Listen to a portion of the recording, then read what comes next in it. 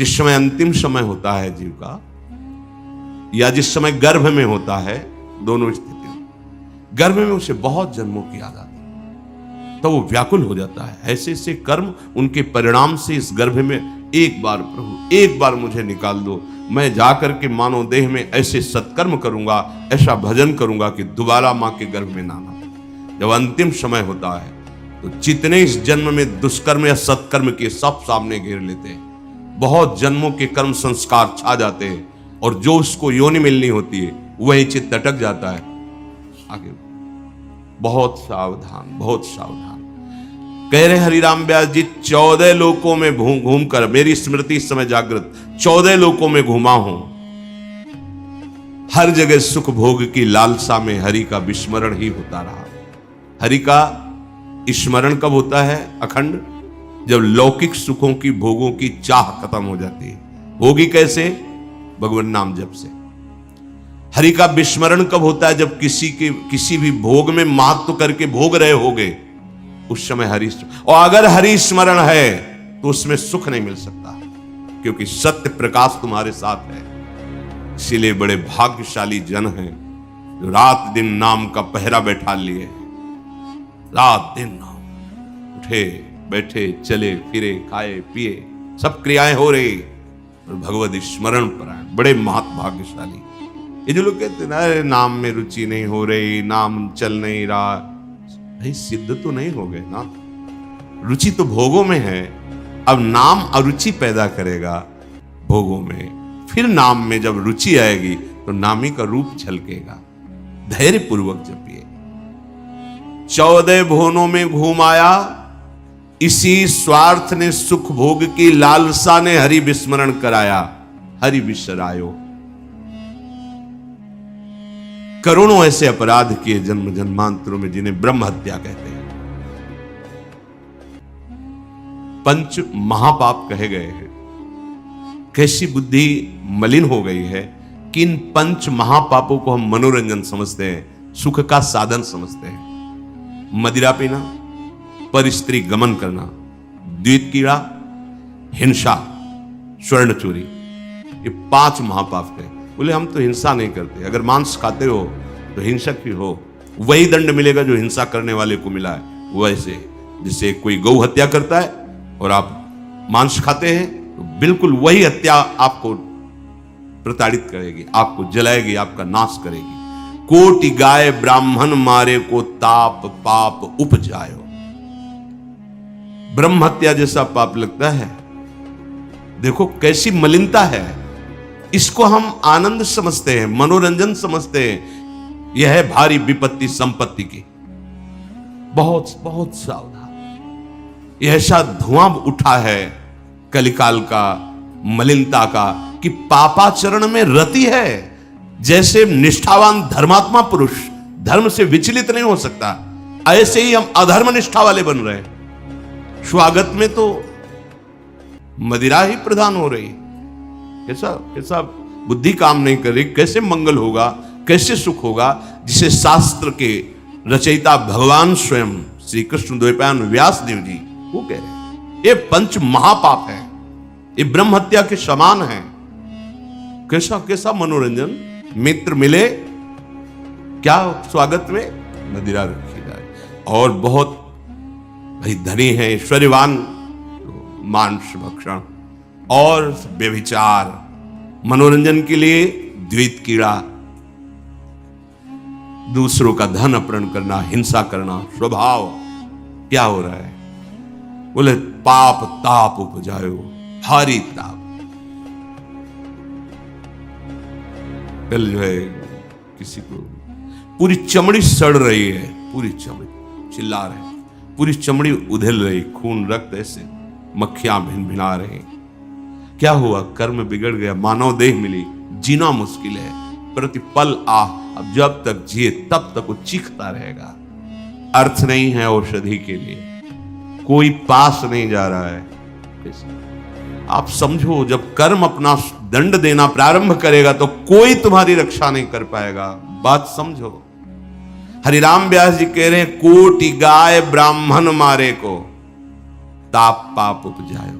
आप देश विदेश घूम रहे, आप मांस भक्षण कर रहे हैं। क्या आपको ये जानकारी है कि विधर्मियों ने तलवार की नोक पर उसको पवाने की चेष्टा करते थे तो गर्दन कटवा लेते थे जन, पर उसको कभी जवान पे नहीं रखा, ऐसे चीर दिए गए, स्वीकार कर लिया, पर उन्होंने उसको आज तुम पैसे देके खाते हो, तुम जानकारी करते हो कि जो तुम देश विदेश ऐसे घूम रहे हो, गर्दन उतरवाना स्वीकार कर लिया पर चखा नहीं। आज तुम्हारी बुद्धि इतनी भ्रष्ट है कि तुम पैसा देकर उसे खाते हो और अपने को मनुष्य कहते हो, अपने को जो भी नाम दो कि हम ये सनातनी, हम ये धर्म में चलने वाले। आप क्या, सनातन भगवान का नाम है, भगवान का नाम सनातन है। तुम भगवान के हो तो भगवान की आज्ञा का पालन करो, तुम्हारे लिए जो बना हुआ आहार है उसे आप पाओ, धर्म पूर्वक चलो। महापाप हम हर्षित होकर करते हैं, बातें बड़ी बड़ी ज्ञान वैराग्य बड़ी उन्नति की बातें करते हैं, और हमारे आचरण कैसे होते हैं। सुधार करो भाई, सुधार कर लो। अगर आपको ये मानव देह मिला है तो संभाल कर लो, नहीं कितनी योनियों में भटकना पड़ेगा अभी पता नहीं। अज्ञान के कारण लगता है देख लेंगे, कुछ नहीं, सावधान हो जाओ। यदि आप जिस पशु का मांस खाते हैं उसी पशु की हत्या का आपको पूर्ण दंड मिलेगा। यानी कि मैं खरीद लाता हूं, मैं कोई हत्या तो नहीं करता, लेकिन आप पा रहे हैं ना, वही पाप आपको लगेगा, वही। कर्ता प्रेरक अनुमोदन।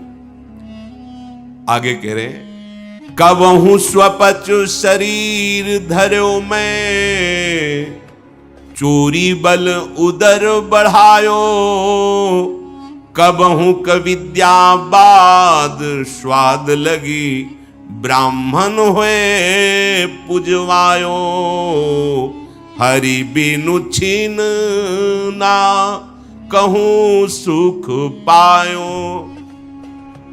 कभी नीच प्रवृत्ति धारण करके, नीच योनि में जन्म लेकर के नाना प्रकार की चोरी कपट छल, बस कैसे पेट भरे।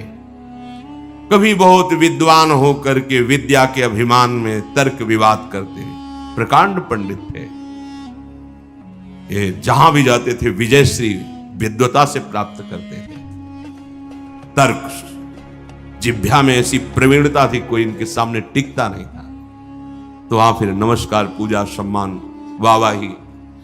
कबहू कविद्यावाद स्वाद लगी, ब्राह्मण हुए पुजवायो। जब कोई प्रणाम करता है, नमस्कार करता है, प्रशंसा करता है, अच्छा लगता है। वो अच्छा लगना देह भाव को पुष्ट करके भगवत विस्मृति के गर्त में गिरा देगा।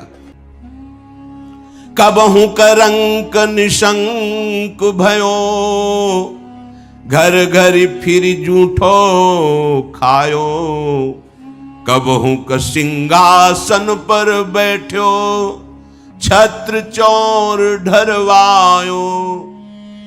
कभी तो इतनी गरीबी देखी है, कभी किसी योनि में ये देखा कि राजा बन गया, छत्र चौर बड़ा वैभव, लेकिन उधर गरीबी में भूख से व्याकुल होकर भगवत स्मृति रहित जीवन गया। कभी इतना वैभव कि उसके अभिमान में प्रभु को भूलकर भटकता रहा। ये ऐसी माया है कि जो जहां है उसी में आसक्त है। महाभारत में प्रसंग आता है, भगवान व्यास देव जी जा रहे थे तो एक नाली का कीड़ा निकलकर बड़ी तीव्र गति से मार्ग को लांघ रहा था। वह भाई इतनी रफ्तार से आप जा रहे हो, क्यों, क्या पीड़ा है तुम्हें? वो बोले उस साइड की नाली में मुझे जाना है और भयभीत हूं। क्यों भयभीत? तुम्हें गाड़ी की आवाज नहीं सुनाई दे रही? बैलगाड़ी आ रही, वो हमारे ऊपर चढ़ेगी तो मैं मर जाऊंगा। भगवान व्यासदेव जी सर्वभाषाओं का ज्ञान रखने वाले, उन्होंने कहा तुम्हें इस कीड़े शरीर से इतना प्यार है? अरे ये शरीर नष्ट होगा तो दूसरा शरीर मिल जाएगा।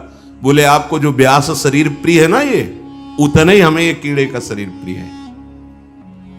भगवान व्यासदेव जी ने कहा बड़ी भगवान की विचित्र माया है, अब हम तुम्हारा परम कल्याण करेंगे। तुम एक बार मेरे कहने से रुक जाओ, अभी शरीर छूटेगा और तुम सुख को प्राप्त होगे। तुम्हें दुख नहीं मिलेगा शरीर छूटने के समय। स्तब्ध किया उसको, वो गाड़ी आई कुचल के। उसका फिर चतुर्वर्ण में जन्म हुआ मनुष्यों में। वो जब नवयुवक हुआ तो अपने इन्हीं सब कार्यों में, जो चतुर्वर्ण के कार्य, उसी में मगन गए भगवान व्यास जी। बड़ा बड़ा प्रसंग है, मुझसे छोटा करके। भाई तुम कौन हो? ना परिचय, मैं अमुक हूं। नहीं नहीं, तुम्हें याद है? अब स्मृति जागृत हुई।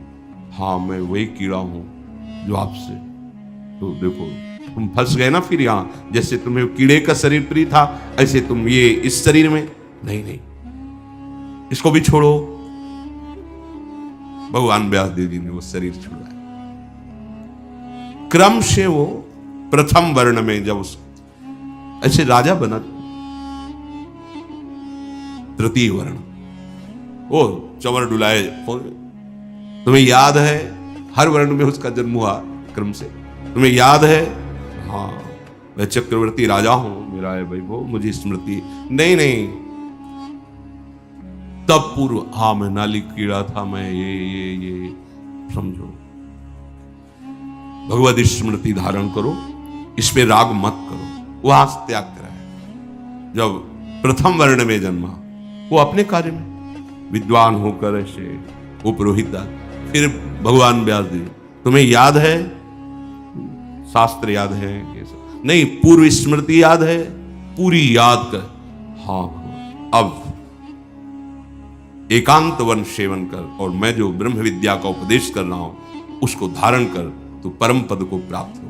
उसमें दिखाया कि जिस शरीर में जीव जाता है उसी को ऐसा मानता है ये मेरा है, और मानो पहली बार मैं इस सृष्टि में आया हूं, सब भूल जाता है, और जो उसके सामने परिवार भोग, उसी में आसक्त होकर उसी का चिंतन करके, ये बहुत काल से चल रहा है। जब भगवत प्रताप से स्मृति जागृत हुई तो कह रहे हरिराम व्यास जी कि कभी मैं नीच वर्ण में जन्मा तो नाना प्रकार के नीच कर्म करता रहा, कभी उच्च वर्ण में जन्मा तो बस यही वाद विवाद और तर्क प्रणाम नमस्कार, इसमें पूरा जीवन विस्मरण कर दिया हरि का। कभी मैं बहुत गरीब हुआ तो घर घर पेट पालने के लिए उनकी जूठन खाई। कभी सिंहासन पर बैठकर राजा हुआ, छत्र चवर डुल रहे, भूल गया ऐश्वर्य में प्रभु को। कबहू का कंचन कामिनी लगी, रन दूल्हा बिरद बुलायो। कबहू क विषयी विषयन कारण, घर तज मूड मुड़ायो। ऐसे नाना धर्म कर्म करी, जन्म जन्म डहकायो। अब कै रसिक अनन्य निव्यास ही, राधा रमण दिखायो। कभी कंचन में आसक्त, कभी कामी में आसक्त, बड़ी दुर्दशा हुई। हर जगह विनाश को प्राप्त होता रहा। कभी विषयों का संग करके विषय भोग को ही सुख समझा, कभी बहुत अपमानित हुआ, बहुत दुखित हुआ, तो एक मार्ग दिखाई दिया कि ये सारी सुख सुविधाएं संत बनने में हैं। नारी मुई घर संपत्ति नासी, और मूड मुड़ाए भय सन्यासी।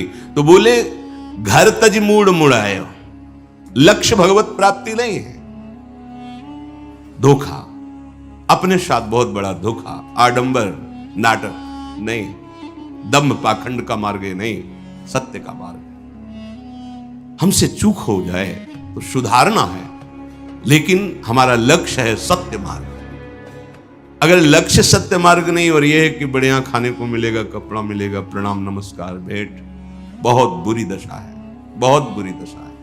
आप अपने धर्म से गए, गृहस्थ धर्म का आचरण त्याग कर दिया और व्यक्त धर्म को स्वीकार नहीं किया, तो ऐसे न वैसे रहे मजरेडो, पाछलियो जो भई निर्भाष। क्या हुआ? जीवन व्यर्थ चला गया, अपराध बन गए। अगर लक्ष्य भगवत प्राप्ति नहीं और वेश धारण किया तो पापाचरण निश्चित होगा, पाखंड निश्चित होगा, दंभ निश्चित होगा, और उससे दुर्गति होती, सिर्फ दुर्गति, कहीं कोई गुंजाइश नहीं है। ये वेश ऐसे नहीं धारण करना चाहिए। ये देख करके आप चलो बाबा जी बन जाते हैं, तो कह रहे घर तजी मूढ़ मुड़ायो। बड़ी सुख सुविधा है, ठीक है, तुम बाहरी फिर मन और इंद्रियों का विलास, इसको रोक पाओगे? इसको सत्य वस्तु के आश्रय से रोका जाता है, सत्य चिंतन से रोका जाता है। भोग विलासिता पर लक्ष्य करके निकलोगे तो नष्ट हो जाओगे। ये मार्ग ऐसा नहीं है, खिलवाड़ नहीं है कि मेहनत नहीं करनी पड़ेगी। पेट भरने के लिए लोग 8 घंटा मेहनत करते हैं, चंद रुपए मिलते हैं, परिवार का पोषण करते हैं। अगर नाम जप करते हैं तो उनको वही गति मिलेगी जो एक योगी को प्राप्त होती है, जो एक भगवत मार्ग के पथिक को प्राप्त होती है। आपको बढ़िया बढ़िया भोजन, वस्त्र, सुविधा सब मिल रही, इसलिए कि आप निरंतर अपने इंद्रियों को शासन में रखकर भगवदानंद में डूबने के मार्ग में चल रहे हो। चलो निकलो, भगवान की माया ने सहयोग कर दिया, चलो निकलो। तुम्हें अब चिंता न खान पान की करनी, न वस्त्र की करनी, न व्यवहार की करनी, निकलो भगवत चिंतन करके। ये मार्ग है। अगर इसको आप प्रयोग में लेना चाहते हैं, इस वेश को अपनी वासनाओं के प्रयोग में, तो निश्चित जिस दिन विधान लागू होगा तुम्हारे कर्मों का तो भारी दंड मिलेगा, इसलिए सावधान। हरिराम व्यास जी कह रहे हैं ऐसा भी किया, पर ऐसे नाना धर्म कर्म का करके जन्म जन्म भटकता रहा, लेकिन बात नहीं बनी। ये सब ठगे गए। हम ये जान ही नहीं पाए कि हमारा अंशी प्रभु श्री हरि है, और उसका स्मरण करने से ही सब बात बनती है। अब इस जन्म में कृपा हुई, हरिराम व्यास जी कह रहे क्या, अब के रसिक अनन्य ही व्यास राधा रमण दिखायो। अब की कृपा हो गई और रसिक अनन्यों का संग मिल गया, जिससे राधा रमण जी का साक्षात्कार हुआ। राधा रमण, श्री प्रिया प्रीतम, श्री लाडली लाल।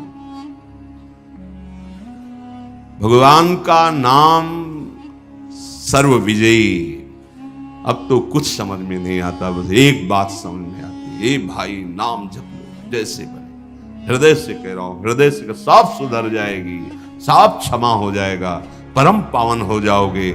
जितनी तुम्हारी इंद्रियों ने तुम्हें फंसाया है, इनको वैसे ही जलाकर पवित्र कर देगा ये नाम। बस आप इंद्रियों में तदात्म मत होइए कि बहुत जलन हो रही, बहुत, ये उनको हो रही जिन दुष्ट इंद्रियों ने मुझे बार बार अनेक जन्म से भटकाते हुए हरि से विमुख किया है। अब उनको दंड मिल रहा है। और होता क्या है, अज्ञान के कारण हम उनमें तदात्म हो जाते हैं और कहते हैं बहुत जलन हो रही, तो हम फिर मनोरंजन में लग जाते हैं, प्रभु का नाम छोड़ देते हैं, प्रभु के मार्ग को छोड़ देते हैं। श्री बात प्रबोधानंद जी महाराज कह रहे, श्री कृष्णे तस्य नाम स्वत तदनुचरे नागसामस्ति मेन्तः। हे श्री कृष्ण, आपका नाम महान महिमा में परम सुख प्रदान करने वाला है, पर मैं उसको भी नहीं जप पा रहा हूं। देखो, जैसे तुम बंधन में पड़े हो दुश्मनों की, तो वो शांत हैं लगभग, और जहां देखा ये बंधन छुड़ाने की चेष्टा, टूट पड़ेंगे ऊपर। ऐसे ही जहां तुम इस भव समुद्र से निकलने की चेष्टा करते हो, एकदम हर दोष प्रकट हो जाता है। दूसरों पर दोष दृष्टि करना, निंदा करना, नाना प्रकार की कामनाओं की भीड़ लग जाना, वो उपासक तभी निकल सकता है जब किसी भगवत प्रेमी महात्मा का सानिध्य हो। क्योंकि इन सब प्रपंचों को दबाने के लिए सत्संग बहुत बड़ी सामर्थ्य है। रोज नया उत्साह, रोज नया बल, रोज नई उमंग जागृत करता है। तभी बिनु सत्संग न पावई प्राणी, बिना सत्संग के पर यही सर आवत अति कठिनाई, राम कृपा बिनु आई न जाई। देखो, जहां जहां भी सत्संग के शब्द मिल रहे हैं, जिन जिन को, वो बड़े भाग्यशाली हैं। बस हमको संभालना है। ये भ्रमात्मक भ्रम पैदा करके जो क्रियाएं करवा रही माया, इसमें सुख है, इसमें सुख है, भगवत प्रसाद का आश्रय लो, इस भ्रम को मिटाओ, कहीं सुख नहीं है। ये अधर्माचरण और गंदा करता चला जाएगा हृदय को। ये नाम अमृत है, नाम अमृत है, हरि नाम अमृत है, राधा नाम अमृत है, सुधारसम है। मान लीजिए, मान लीजिए, कहीं सुख नहीं, समय बर्बाद हो रहा है। 50-50 वर्ष की आयु हो गई, 60-60 वर्ष की आयु हो गई, वही चिंतन भोगुम, कितने जन्म हो गए यही चिंतन करते हुए, है नहीं मिला। दुख तो दुख है ही, यहां का सुख जो भास रहा है वो भी दुख है। जिसे तुम सुख समझते हो, ये सुख नहीं, सुख की छाया है, समझ पड़ती नहीं, ये गिरधर की माया है। जिसे तुम सुख समझते हो, ये सुख है। जैसे अपनी वृत्तियां कहां जा रही हैं? शरीर में सुख, शरीर संबंधियों में सुख, शरीर भोगों में सुख, धन में सुख, मान में सुख। मान में सुख है, प्रतिष्ठा में सुख है। कैसे जानोगे कि तुम प्रतिष्ठा में महान दुख है, घोर बंधन है, एक यंत्रणा है। अगर इसकी चाहत है तो एक यंत्र, जैसे नरक यंत्रणा, ऐसे एक यंत्रणा है, एक दुख है, आपकी स्वतंत्रता का नाश। स्वच्छंद रूप से आप नहीं, ये आप इसको सुख समझते हैं। अगर इसकी चाह है तो घोर दुखद बात है। एकमात्र भगवदानंद में ये बहिर्मुख करने वाली वृत्ति, मान प्रतिष्ठा का सुखन, ये भयानक दुख है। समझ में नहीं, सम्मानम कलयाति घोर गरलम, समझ में नहीं आ रहा। प्रतिष्ठा सुकरी विष्ठा, गौरवम घोर रौरवम, ये उन महापुरुषों के वचन है जो उस आनंद का अनुभव। हम कह रहे यहां का दुख तो दुख है ही, यहां जो तुम सुख मान रहे हो वो भी घोर दुख है। यहां की संपत्ति विपत्ति है। जिनके पास बहुत वैभव, चैन से नींद नहीं आती। अब उतनी स्थिति से नीचे वो जी नहीं सकते। ऊपर की आकांक्षा है और ऐश्वर्य बढ़े, कोई विश्वासघात न कर दे। कई तरह की चिंताएं, भय उनके हृदय में। मुझे जाना है यहां से, भगवत प्राप्ति करनी है, भगवान नाम जपना है, इसकी सुध भी नहीं है, शुद्ध भी नहीं है। यहां की संपत्ति घोर विपत्ति ही है। अच्छा, कितना भी एकत्रित कर लो, जाओगे तो पास कुछ नहीं, क्या फायदा। विदेश में है, खूब बटोर लो सोना, खूब रुपया बटोर लो, लेकिन जब तुम अपने देश को चलोगे तो सब छीन लिया जाएगा। बोलो फायदा क्या हुआ पूरे जीवन मेहनत करने की। ठीक यहां ऐसे ही है, रहना नहीं देश बिराना है, संतों ने गाया। जाना है यहां से, जाना है। ये संपत्ति भी विपत्ति है। कैसे विपत्ति है? विपत्ति का स्वरूप क्या होता है? भगवत विस्मरण का हनुमंत विपत्ति प्रभु सोई, जब तो सुमिरन भजन न होई। जिसके दिमाग में संपत्ति का महत्व बैठ जाता है, भगवत स्मरण परायण हो ही नहीं सकता, नहीं हो सकता। ये संपत्ति का चिंतन, धन का चिंतन रजोगुण की वृद्धि करके उससे काम आदि दोषों में, वासनाओं में फंसा देता है। ये बड़ा सूक्ष्म विषय है। यहां का दुख तो दुख है ही, यहां का सुख भी दुख है। यहां की संपत्ति विपत्ति है। जितनी भी भोग सामग्रियां हैं, ये सब सत्य वस्तु से विचलित कर देने वाली हैं। स्वर्ग नर्क सब घूम करके आया हूं, हरिराम व्यास जी कह रहे, ये सब देखा है। ये कब अनुभव होता है? जब भगवदानंद की स्थिति होती है ना, पूरा जन्म जन्मांतरों का अनुभव होता है। पिछले जन्म में क्या थे, क्या क्या कर्म हुए, क्या कैसा, सब वो दृष्टा सब कुछ देख लेता है। तभी घोर वैराग्य, दृढ़ स्थिति, प्रभु आप नहीं नहीं नहीं, बहुत कृपा से ऐसी ऊंचाई पर आ गए जहां इन द्वंद्वों का प्रवेश नहीं, तो आप फिसलना नहीं, नहीं अब चूक नहीं, हर समय सावधान, सेवा सुमिरन सावधान, हर समय सावधान। एक सेकंड के लिए भी किसी इंद्रिय को छूट नहीं, धोखा पैदा कर देगी, भ्रम पैदा कर देगी, फिर पश्चाताप होगा।